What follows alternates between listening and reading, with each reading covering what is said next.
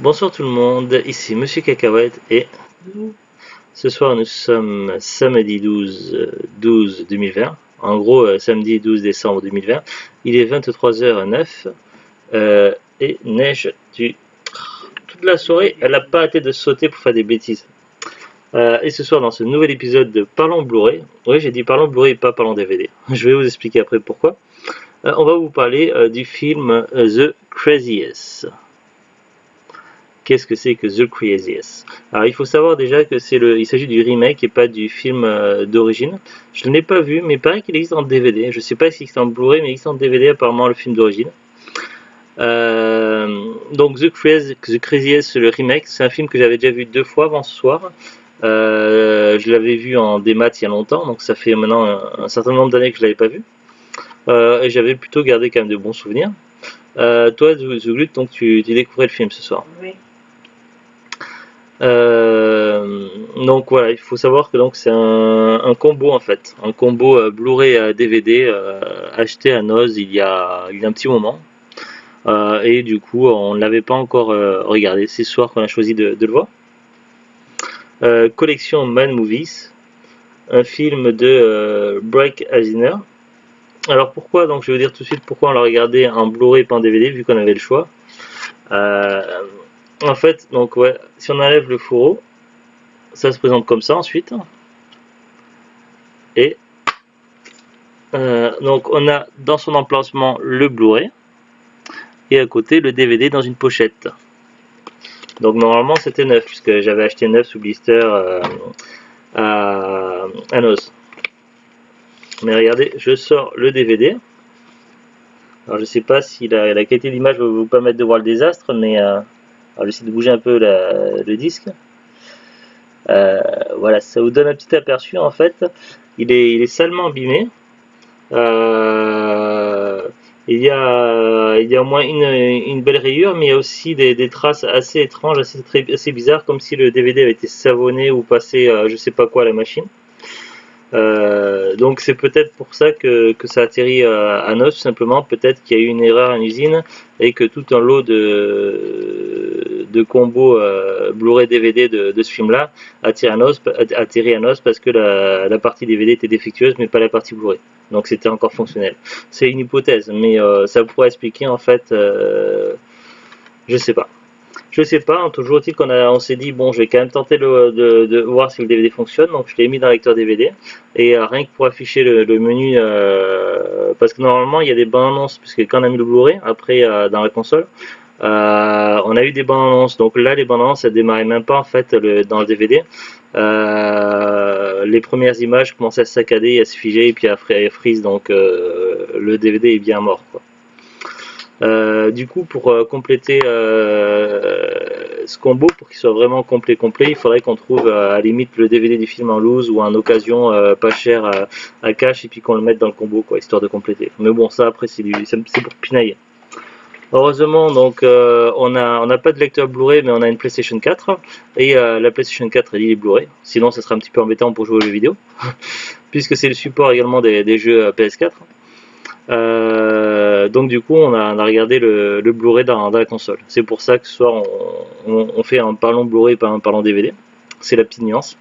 Et maintenant je vais commencer par vous lire le synopsis d'abord, avant de vous parler de la suite et de vous dire ce qu'on en a pensé. Alors, un virus se répand sur une petite ville tranquille du Middle West. Alors que les habitants se changent en zombies, un shérif tente de protéger les personnes non infectées en attendant les renforts. Mais lorsque l'armée intervient enfin, c'est pour mettre la ville en quarantaine, quitte à exécuter toute personne tentant de fuir. Abandonnés à leur sort, les rares survivants vont tenter de s'en sortir. Déjà, je suis pas d'accord. Oui, le terme zombie, il est mis au dos alors qu'il s'agit plutôt de... Déjà, rien que le titre français The Craziest, parce que et le titre américain, ça, quand on dit que quelqu'un est crazy, c'est que quelqu'un est fou. Et en fait, donc il y a quand même il y a quand même plusieurs points communs avec les films de zombies. C'est notamment le fait qu'il y a un virus qui se propage et que les gens changent, tout ça. Mais là, on n'est pas tout à fait sur un état de zombie, bien qu'il y a certains signes qui font penser. Même, le shérif, il ne demande pas le renfort et tout ça, il n'attend pas les renforts. Si à un moment donné, ils sont censés avoir des renforts. Normalement, il avait quand il y avait un gars qui était en prison justement parce qu'il était fou Ouais, mais non. et c'est pas vraiment les renforts entendus. Mais pourquoi tu dis ça? Non, je suis pas d'accord du tout avec. Oui, mais là, non, j'étais toujours sur le fait des termes zombies. Et en fait, c'est plutôt un virus qui rend les gens fous en fait, complètement crazy. Et donc, du coup, le terme zombie n'est mal employé. Et puis tu dis, en attendant les renforts, à un moment donné, si lorsqu'il y a un gars qui a, Oui, non, je sais plus à quel moment, oui, mais après c'est plus le cas, non, mais à un moment donné, si, il y a quand même un appel des renforts. Non, mais ça, oui, mais ça n'a rien à voir avec, pour moi, ça n'a rien à voir avec le, ça n'a rien à voir avec le film. Bah, il y a des erreurs et des choses qui ont été, mais bon, à un moment donné, il appelle quand même les renforts, mais c'est parce qu'il y avait un gars qui était pris dans la cellule.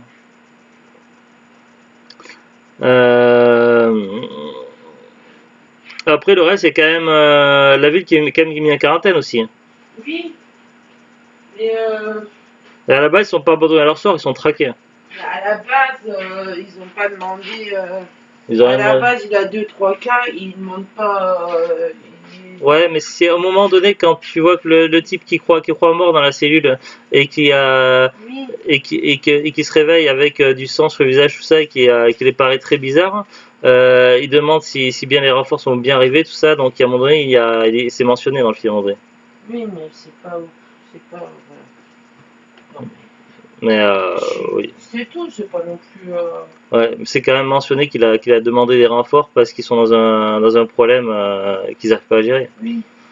Mais bon, de toute façon, qu'ils auraient contacté ou pas des renforts, ils étaient surveillés par satellite et tôt ou tard, l'armée allait intervenir et tomber sur leur ville. Donc, de toute façon, ils étaient coincés. Neige, tu arrêtes maintenant, t'es agaçante. Allez. Neige, j'ai fait énerver ce soir. Tu arrêtes, tu es agaçant. Donc, ils nous disent également le scénariste d'Amityville et Massacre à la tronçonneuse signe avec The Crazy S un remake musclé du film d'horreur culte de George Romero. Donc, George Romero, c'est un nom qui vous dit quelque chose si vous êtes fan de films d'horreur et de zombies, puisque c'est un petit peu le maître des films de zombies. Donc, il a fait plein de films très très connus. Et il y a eu d'ailleurs des remakes de certains de ses films, installant une ambiance oppressante pour mieux jouer avec nos nerfs. Timothy Olyphant, connu pour Die Hard 4 Justified, également d'autres films, et Radha Mitchell pour Silent Hill Révélation 3D. Et ils luttent pour leur survie dans ce film effrayant, croisement de 28 jours plus tard et de l'armée des morts. Pour 28 jours plus tard, je sais pas bien. Non.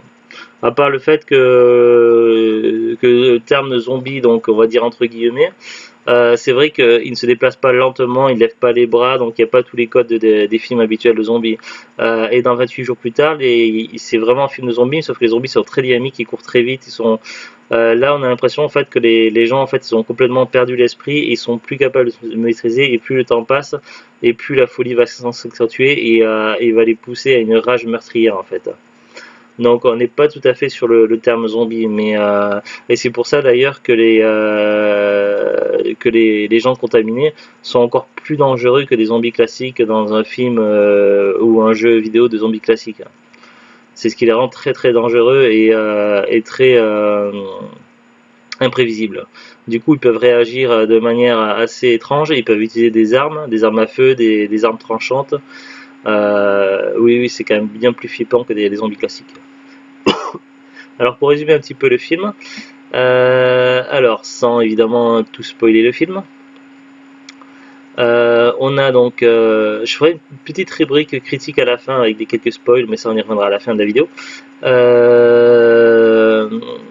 Donc au début on a quelques secondes de vue en fait où on voit la ville dévastée, mais très rapidement on a un retour en arrière 2 jours plus tard où en fait pour le moment c'est à peu près calme, c'est dans une petite ville qui vit son train-train quotidien.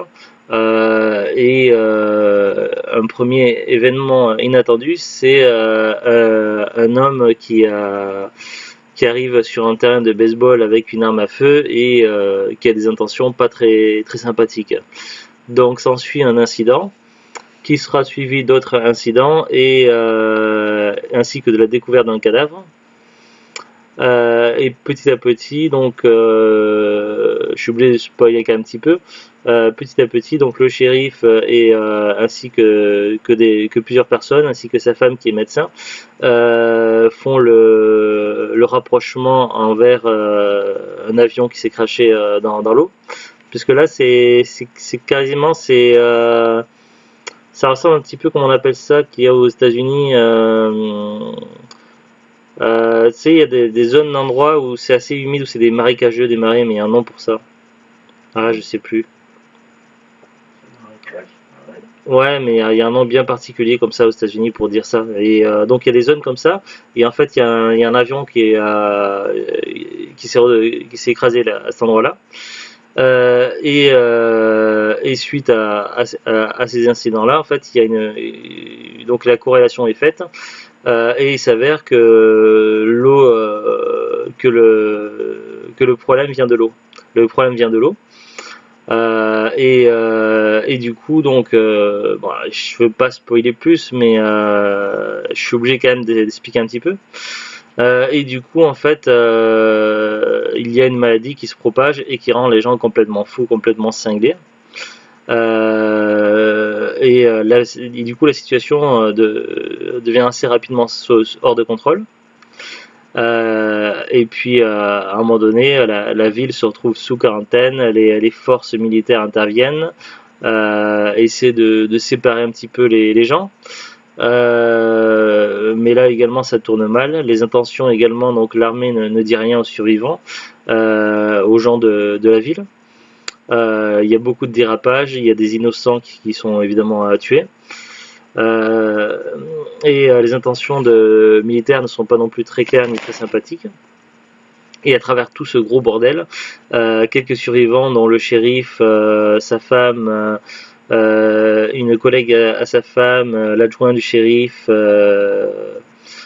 et puis Ça a l'air d'être son assistante. oui, j'ai dit sa collègue, mais l'assistante c'est aussi une collègue.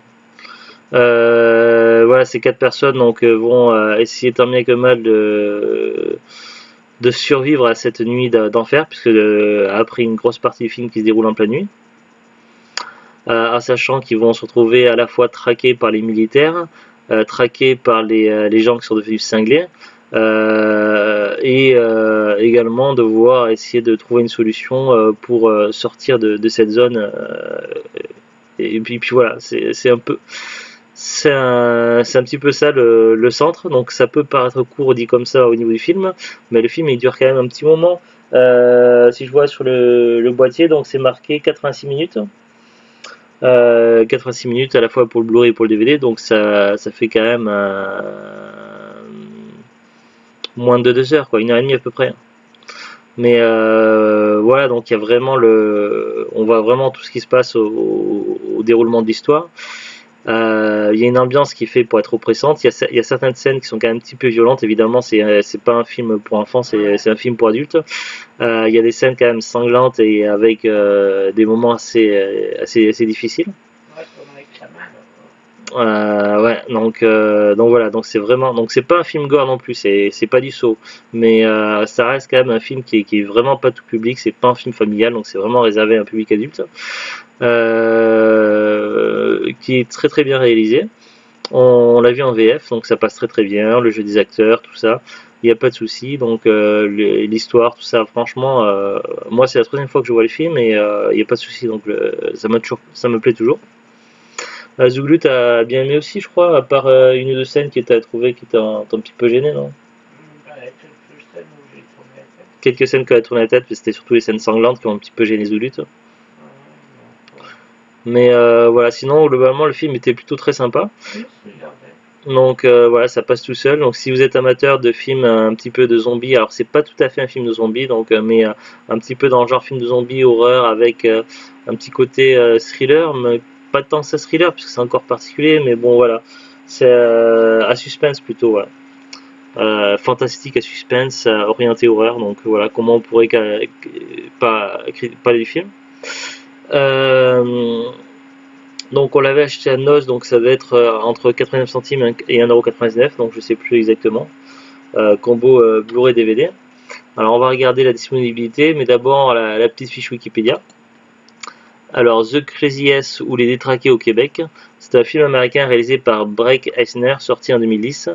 Il ne marque pas sur la fiche française de Wikipédia, mais il faut savoir, donc c'est dit à la fin du film, c'est produit par Romero, par George R. Romero. Et il s'agit également du remake La Nuit des Fous Vivants, donc ça c'est le titre français. Sinon le titre américain de La Nuit des Fous Vivants c'est The Craziest. Donc en fait en VO le nom du premier film de 73 c'est le même nom que le remake, The Craziest. Sauf qu'en France, donc voilà, on a pour le premier film, celui de 73, on l'a appelé La Nuit des Fous Vivants. Pourquoi pas.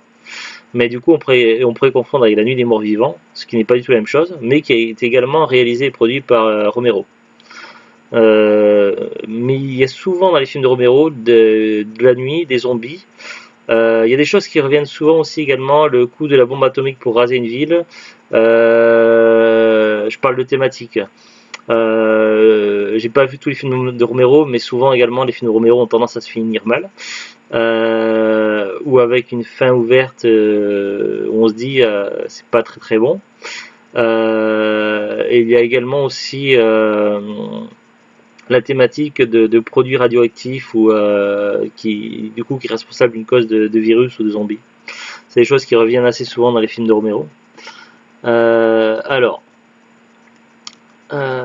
donc le film The Craziest est sorti en 2010. Je pense pas qu'il ait connu les zombies en réalité, hein, Romero. Ou alors il a eu une enfance assez difficile. Bon alors, The Craziest, titre québécois Les Détraqués. Scénario Scott Cozart, Ray White. Durée 101 minutes, ils disent. Ah bon? C'est pas ce qu'il y a écrit sur mon boîtier. Date de sortie États-Unis le 23 février 2010 pour la première, le 26 février 2010 pour la nationale. En Belgique le 9 mai 2010, en France le 9 juin 2010, interdit au moins 12 ans avec avertissement. Au casting Timothy Olyphant, Radha Mitchell, Joe Anderson, Daniel Panabaker, Christy Lynn Smith, Brett Rickaby, Preston Bailey, John Aylward, Joe Regan, Glenn Morshower, Larry Sedar, Gregory Sporleder, Mike Hickman, Lisa Wyatt, Justin Wellborn, Chet Grissom, Tamus Runs, Brett Wagner, Alex Van, Anthony Winters, Frank Hoyt Taylor, Justin Miles, Marianne Green, Lexi Beer et Anne Ross et Elizabeth Barrest. Voilà pour le casting et c'est tout ce qu'on a sur Wikipédia, donc c'est assez mince. J'ai regardé la fiche de La Nuit des Fous Vivants, donc c'était un film américain réalisé par George Romero, sorti en 1973. Le synopsis est exactement la même chose pour La Nuit des Fous Vivants. Donc The Craziest, c'est l'histoire d'un produit chimique nommé Trixie déversé dans une rivière après le crash de l'avion militaire qui transportait. Une ville alimentée en eau par cette rivière du nom de Evans City va voir ses habitants sombrer dans la démence et tuer famille et amis. L'armée intervient alors et met le village en quarantaine, quitte à exécuter ceux qui ne s'y plieront pas. Voilà.